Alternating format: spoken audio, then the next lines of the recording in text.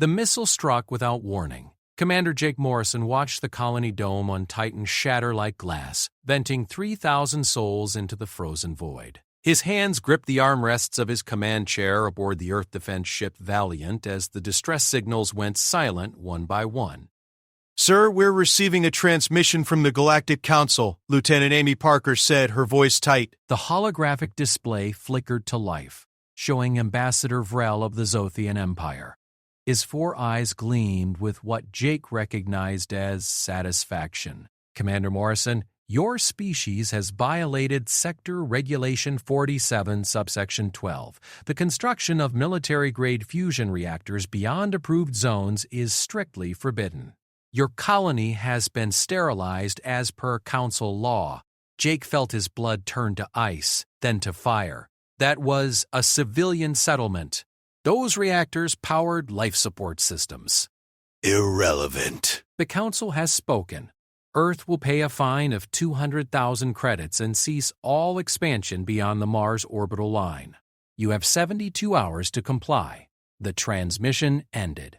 For 50 years, humanity had played by the rules. When the Council arrived with their warships and their laws, Earth's leaders had chosen diplomacy over destruction. They smiled, they bowed, they paid their fees. They watched as other species were crushed for resistance and learned to keep their heads down. But they had also been preparing. Jake opened a secure channel to Earth Command. "This is Morrison. Authorization code Victor Tango 97. I'm requesting permission to activate Protocol Nightfall." General Lisa Chen appeared on the screen, her face carved from stone. "Denied, Commander. We need more time." "General, they just murdered 3,000 civilians and called it law enforcement. How much more time do we need?" 72 hours, she said. "Let them think we're beaten. Let them think we're paying the fine. Meanwhile, every ship, every weapon, every soldier we've been hiding for half a century gets into position." Her eyes hardened. "The Council thinks Earth is quiet because we're weak. They're about to learn we were quiet because we were loading the gun." Jake nodded slowly. "What are my orders?" "Broadcast our compliance. Grovel if you have to, but get the Valiant to coordinates Sigma 4. You're going to link up with Ghost Fleet." "Ghost Fleet is real?" Amy whispered from her station. "Every decommissioned ship, every mothballed cruiser, every prototype we claimed failed," Chen said. "We've been building in the shadows of Jupiter's moons for decades. The Council's sensors can't penetrate that radiation. They have no idea what's waiting for them." "And when the 72 hours are up?" Jake asked. Chen's smile was cold enough to freeze stars. "Then we stop being quiet, Commander." "Then we remind the galaxy why Earth's dominant species climbed to the top of the food chain. We're predators, and we've been patient long enough." The channel closed. Jake looked at his crew, saw the same fury in their eyes that burned in his chest. "Set course for Sigma 4, he ordered, "and someone get me a complete roster of every Council military installation within 100 light-years. When we move, I want targets for every ship we've got." The countdown had begun. Part 2. The Ghost Fleet hung in space like sleeping dragons. Jake Morrison stepped onto the command deck of the Retribution, the flagship that officially didn't exist. Captain Ryan Bell, a man who was supposed to have died in a training accident 15 years ago, stood waiting for him. "Welcome aboard, Commander," Ryan said, shaking his hand. "I see you got the invitation to humanity's coming out party. How many ships do we have?" Jake asked, staring through the viewport at the assembled armada. 243 capital ships, 600 smaller cruisers and destroyers, and about 3,000 fighter craft. Ryan pulled up a holographic display. Every one of them invisible to Council sensors. Everyone built with technology they don't know we possess. "How did we keep this secret?" Ryan laughed. "Because the Council thinks they're the smart ones. They see humans as crude, barely evolved apes who got lucky with fusion power. They never bothered to check if we were lying. Their arrogance is our advantage." The past 72 hours had been agony. Jake watched as Earth's government publicly apologized, promised to pay the fine, agreed to halt all expansion, the Council had accepted with barely concealed contempt. They even sent more demands, pushing harder now that they sensed weakness. They had no idea the trap was closing. "Status of our primary targets?" Jake asked. Lieutenant Amy Parker, who had transferred to the Retribution with him, brought up the tactical map. Council Station Alpha, their regional headquarters, is still on its normal patrol route. 27 Council warships docked for resupply. The Zothian homeworld fleet is celebrating their victory over Earth with some kind of military parade. "They're celebrating massacring civilians," Jake said quietly. "Not for long," Ryan replied. "General Chen gave us the green light 30 minutes ago." The clock just hit 0. "We're authorized to engage." Jake felt something settle in his chest. Not rage anymore, but cold calculation. "What about civilian populations?" "Our intelligence is solid. We're hitting military targets only. Council stations, warship formations, orbital defense platforms. We're not them, Jake. We don't murder innocents." "Broadcast on all human frequencies," Jake ordered. "Let every Earthship, every colony, every outpost know that we're going loud. Tell them it's time to show the galaxy what humanity really is." The communication went out across light years in an instant, carried by quantum relays the Council didn't know existed. Responses flooded back within minutes. Every human settlement from the domes of Mars to the orbital habitats of Saturn was ready. "Fleet commanders are checking in," Amy reported. "Strike Group Alpha is in position near Council Station Alpha. Strike Group Beta has the Zothian Parade fleet on sensors. Strike Group Gamma is ready to hit their shipyards at Proxima Centauri." Jake took a deep breath. "All ships, this is Commander Morrison. 50 years ago, we came to the Council in peace. We asked for friendship, for partnership, for a place in the galactic community. They gave us rules. They gave us restrictions. They treated us like children who needed to be controlled." He paused. "Yesterday, they murdered 3,000 of our people and called it law enforcement. They thought we would accept it. They thought we were weak." His voice hardened. "They were wrong. Humanity doesn't start fights, but we finish them. We've been patient. We've been quiet. We've been watching and learning and preparing. And now it's time to teach the Council a lesson they'll never forget. All ships," he said, "weapons free. Execute Protocol Nightfall. Show them what happens when you wake a sleeping giant." The Ghost Fleet moved as one. Strike Group Alpha emerged from quantum jump at point-blank range to Council Station Alpha. The massive orbital fortress had shields, point defense systems, enough firepower to level a small moon, but its commanders had grown lazy, complacent in their superiority. They never saw it coming. Captain Sarah Kim, commanding the destroyer Phoenix, fired the first shot. Her ship's main railgun, accelerating projectiles to a fraction of light speed, punched through the station's shields like they were paper. The tungsten rod hit the central reactor with surgical precision. The explosion lit up space for 100,000 kilometers. "Direct hit," Sarah reported, her voice calm. "Station Alpha is destroyed." Moving to secondary targets. Across the galaxy, the pattern repeated. Human ships appeared from nowhere, struck with devastating accuracy, and vanished before the Council could respond. Shipyards erupted in flames, orbital platforms tumbled into planets. Patrol fleets found themselves outgunned and outmaneuvered by vessels that shouldn't exist. The Zothian parade fleet died without firing a single shot. Their shields were down, their weapons on standby, their crews celebrating. The human strike group needed exactly 47 seconds to reduce 300 warships to debris. Ambassador Vrel, the architect of Titan's destruction, was aboard the flagship. "Send a message to the Council," Jake ordered. "Tell them Earth demands an emergency session. Tell them we're coming to discuss terms. And tell them that if they refuse, we'll dismantle their entire civilization piece by piece until there's nothing left but dust and regret." The response came within an hour. The Council agreed to meet. Part 3. The Council chamber floated in neutral space, a massive ring station where 100 alien species gathered to debate the laws of the galaxy. Jake Morrison walked through its corridors flanked by 20 human Marines. each one carrying weapons that made the Council security forces nervous.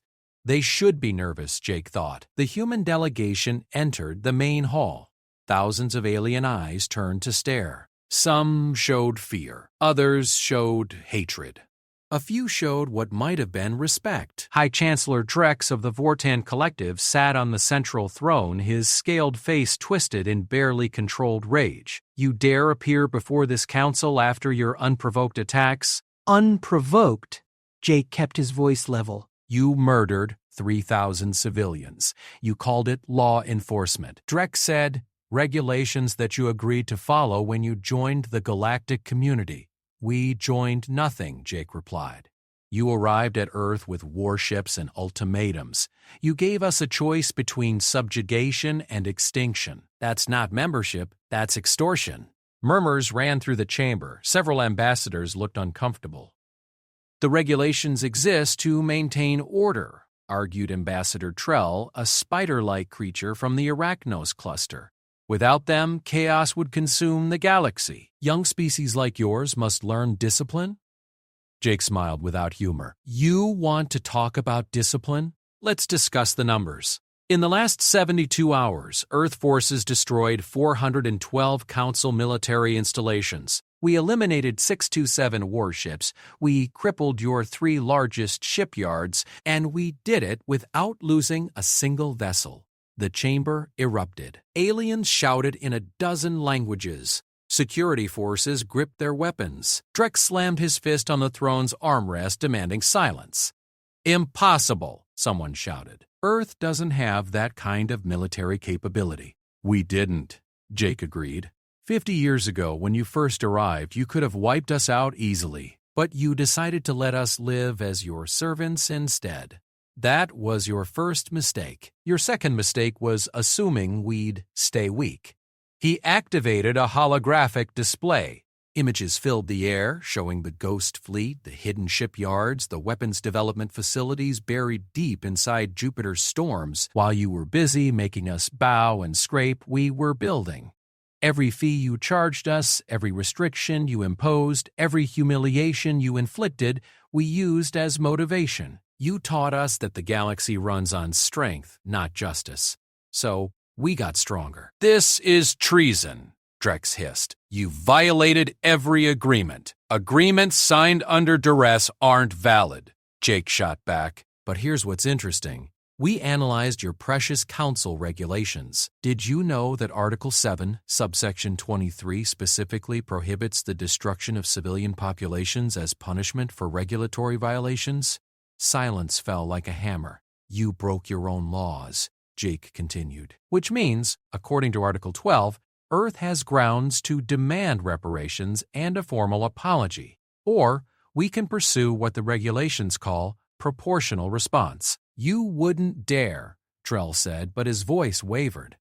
We've already started, Jake said coldly. Every council member species currently has human ships in orbit around their homeworld. They're cloaked, invisible to your sensors.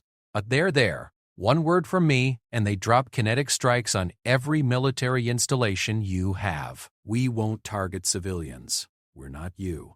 But your ability to wage war will cease to exist.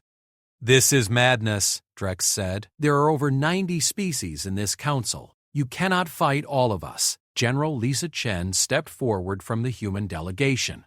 We don't need to fight all of you. Most council species are peaceful. They joined because they wanted protection, not because they wanted to oppress others.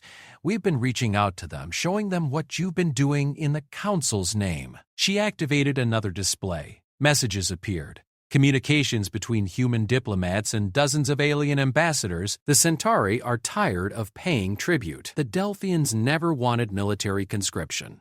The Andromeda Coalition thinks your expansion policies are illegal. Turns out, when you treat people like servants, they eventually stop liking you. You're trying to break the council, Trell accused. We're trying to fix it, Jake corrected. The council was supposed to bring peace and cooperation to the galaxy. Instead, it became a protection racket run by bullies. That ends now. And if we refuse, Drex asked, Jake met his eyes. Then we demonstrate why Earth's survival instinct made us the apex predator of our planet. You think you've seen what we can do? We've shown you 5% of our capability. The Ghost Fleet is just our first wave. We have weapons you can't imagine, strategies you've never encountered, and a level of determination you can't comprehend. Because here's the truth about humans that you never understood. He leaned forward. We don't fight for territory. We don't fight for resources. We fight for each other. Those 3,000 people you killed on Titan, they weren't numbers on a casualty report. They were someone's son, someone's daughter, someone's parent, someone's friend, and we will burn this entire galaxy to ash before we let their deaths go unanswered. The chamber was silent. So here are Earth's terms, Jake said.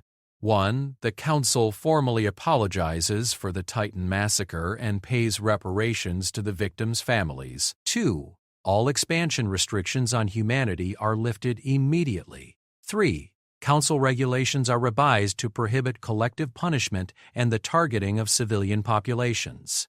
4. Earth gets a permanent seat on the Council leadership with veto power. And 5. Any species that wants to leave the Council can do so without military intervention. Those terms are outrageous, Drex spluttered. Those terms are generous, Jake replied. The alternative is that we dismantle the Council entirely and let every species fend for themselves. Some of you might survive the chaos. Most won't. Your choice. Part 4. The vote took 6 hours. Jake Morrison waited in the human delegation quarters while the Council debated. Through the station's windows, he could see the distant stars, each one potentially home to species that would either become humanity's allies or enemies in the next few hours. Think they'll accept? Amy Parker asked, sitting across from him. They don't have a choice, Jake said, but pride makes people do stupid things.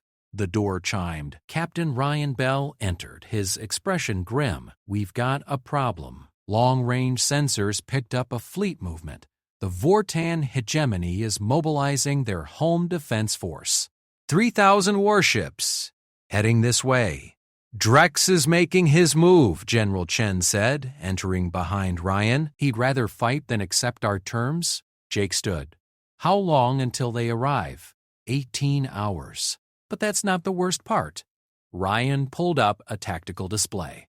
The Vortans have allies. The Zothian Remnant Fleet is joining them. So are the Krellian Dominion and the Outer Reach Confederation. We're looking at potentially 8,000 enemy warships against our 243 capital ships, Amy said quietly. Numbers aren't everything, Jake replied, but we need to be smart. What's the status of our secondary protocols? Chen smiled. The Council doesn't know about those either. I've been in contact with Admiral Frank Douglas. The Second Fleet is ready to deploy. Second Fleet? Amy looked confused. I thought Ghost Fleet was our only secret armada. Ghost Fleet was our diplomatic statement, Chen explained. Second Fleet is what we built in case diplomacy failed. It's been hiding in the Oort cloud at the edge of the solar system. 200 additional capital ships, all equipped with what our scientists are calling quantum disruptors. Jake whistled. The weapon tests were successful? Beyond our expectations, a single disruptor pulse can disable every electronic system within 1,000 kilometers. Shields, weapons, life support, everything. The target ships become floating coffins. That could be considered a war crime, Amy said. Only if we leave them there, Jake replied. We disable the ships, then offer surrender terms. Anyone who stands down gets rescued. Anyone who keeps fighting gets left in the dark. The chamber doors opened. Ambassador Krell of the Centauri Alliance stood there, his blue skin pale with urgency. Commander Morrison, you need to come quickly. The boat is happening now, but there's been a complication.com. They rushed to the council chamber. The scene was chaos. Dozens of ambassadors were shouting. Security forces had weapons drawn, and High Chancellor Drex stood at the center, his scaled face triumphant. The Council has made its decision, Drex announced as the humans entered. We reject Earth's demands. Furthermore, we declare humanity a rogue species and authorize military action to neutralize the threat." "The vote wasn't unanimous," Krell shouted. 43 species voted against this madness." "The majority has spoken," Drex replied. "Guards, arrest the human delegation." Jake didn't move. "Is this really what you want? You're choosing war?" "We're choosing survival," Drex said. "You've proven that humanity cannot be trusted. You built secret fleets, developed illegal weapons, conducted covert operations. You're a threat to galactic stability." "We're a threat to your power," Jake corrected. "There's a difference. Irrelevant. You have 1 hour to evacuate this station. After that, you are enemy combatants." The human delegation left in silence. But Jake noticed something interesting. As they walked through the corridors, ambassadors from dozens of species approached them quietly, pressing data chips into their hands, whispering coordinates and codes. "What's happening?" Amy asked. "The council is fracturing," Jake said. "Drex thinks he won the vote, but he just lost the peace. These species are giving us intelligence, offering alliance, choosing sides. The council is about to tear itself apart." Back aboard the Retribution, Jake assembled his commanders. "We need to assume we're facing 8,000 enemy warships within 18 hours. But we're not fighting alone anymore." He activated the data chips. Maps appeared, showing the positions of every council military asset, the locations of secret weapons caches, the personal communication codes for fleet commanders who might be willing to defect. 43 species voted against the war, General Chen said. "If even half of them are willing to provide support, we're looking at significant advantages in intelligence and logistics." "What about the actual fighting?" Ryan asked. 8,000 against 443 ships. Even with our technological advantages, those odds are brutal. Jake studied the tactical displays. "We use the same strategy that won us the first 72 hours. We hit fast, we hit hard, and we make them afraid." The Council fleet is made up of ships from dozens of different species. They've never trained together. Their communication protocols are a mess. They're held together by intimidation and bureaucracy, not loyalty. "So we break them," Chen said. "Exactly. We target the Vortan command ships first. Without Drex's species leading, the alliance falls apart. Most of these species don't want to die for Vortan pride. Give them an excuse to retreat, and they'll take it." Admiral Frank Douglas appeared on the comm screen. "Second Fleet is entering position now. We'll be ready to deploy quantum disruptors on your mark." "How many shots do we have?" Jake asked. "Enough to disable about 1,000 ships. After that, the disruptors need a 4-hour recharge cycle. Make the first 1,000 count," Jake ordered. "Target the heaviest battleships, the ones that would do the most damage in a prolonged fight. Turn them into paperweights and watch the rest lose their nerve." The plan came together quickly. Ghost Fleet would engage the enemy head-on, drawing their attention and making them commit their forces. Second Fleet would hit from an unexpected vector, disabling the heavy hitters. Human strike teams would board disabled vessels and offer their crews a choice: stand down and be rescued, or stay loyal to the Council and drift in space. "We're betting everything on the idea that most of these species are rational," Amy said. "They are," Jake replied. "The Council leadership might be fanatics, but the average soldier just wants to go home. We give them that option, and most will take it. And if they don't?" Jake's expression hardened. "Then we show them why humanity survived every predator Earth could throw at us. We don't give up. We don't surrender. And we don't lose." Part 5. The battle began at dawn. Though in space, dawn was arbitrary, marked only by the moment the Vortan fleet dropped out of quantum jump at the edge of the neutral zone. Commander Jake Morrison watched them come, 8,000 warships arranged in attack formation, their weapons charged, their shields at maximum. They looked unstoppable. "They weren't. All ships hold position," Jake ordered. "Let them get closer. Let them think we're afraid." The Vortan fleet advanced, confident in their overwhelming numbers. High Chancellor Drex's face appeared on every screen, broadcasting to both sides. "Surrender now, humans, and we will show mercy. Continue this rebellion, and we will erase your species from existence." Jake opened a channel. You came all this way to offer mercy? How generous. Here's our counteroffer. Turn around now and we'll let you leave with your lives. Drex laughed. You're outnumbered 20-1. Your bravado means nothing. Numbers mean nothing, Jake corrected. You're about to learn why. He cut the transmission and opened the fleet channel. All ships execute pattern Omega. Second Fleet, prepare for quantum jump on my mark. The Ghost Fleet moved like a dancer, ships scattering in a predetermined pattern that looked random but was actually calculated to perfection. The Vortan Fleet pursued, trying to pin them down, spreading their formation to cover more space, exactly as Jake had planned. Now, he said quietly, Second Fleet appeared from nowhere, materializing in the gaps the Vortan Fleet had left in their formation. 200 fresh warships, each one carrying quantum disruptors that hummed with barely contained power. Admiral Frank Douglas gave the order. Fire. The galaxy lit up with blue lightning. Quantum disruptor pulses leaped from ship to ship, cascading through the Vortan formation like dominoes. Shields flickered and died. Weapons went dark. Life support systems stuttered and failed. In the space of 30 seconds, nearly 1,000 of the most powerful warships in the galaxy became floating debris. The remaining Vortan fleet hesitated, their confidence shattered. Broadcast on all frequencies, Jake ordered. Tell them we have boarding teams ready to rescue anyone who stands down. Tell them this is their one chance.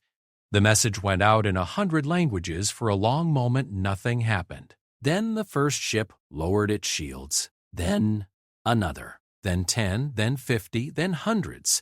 Entire squadrons broke formation, broadcasting surrender codes, begging for rescue. The Vortan alliance was collapsing before Jake's eyes. But Drex wasn't done. The High Chancellor's personal dreadnought, the Pride of Vorta, pushed forward with its remaining loyalist fleet, 300 ships, all of them true believers who would rather die than admit defeat. They're targeting the station, Amy warned. If they destroy the council chamber with all those ambassadors inside, they won't get the chance, Jake said. Ryan, take 30 ships and intercept. Don't destroy them.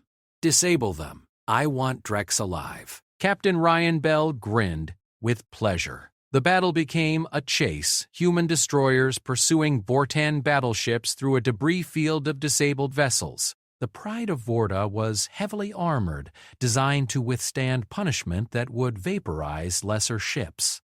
But Ryan had learned from decades of preparation. Target their engines only, he ordered. Precision strikes. Make every shot count. His ships moved like surgical instruments, firing railgun rounds that punched through armor and severed power conduits. The Pride of Vorta slowed, its thrust failing, its shields flickering. Drex's face appeared on the comm screen, twisted with rage. You haven't won. Even if you kill me, others will rise. The Council will never accept human equality. Then the Council will fall, Jake said simply. You had a chance to build something better. You chose oppression instead. That's on you. You're just like us, Drex spat. You think your strength makes you right. You'll become exactly what you claim to hate.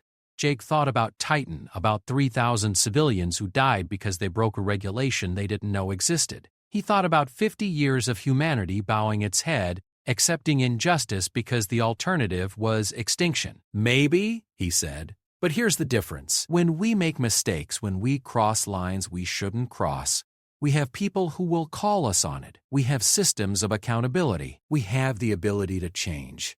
You just have power, and you worship it. That's why you'll lose, Drex. Not because we're stronger, but because we're willing to admit when we're wrong. He nodded to Ryan. Disable his ship and bring him in.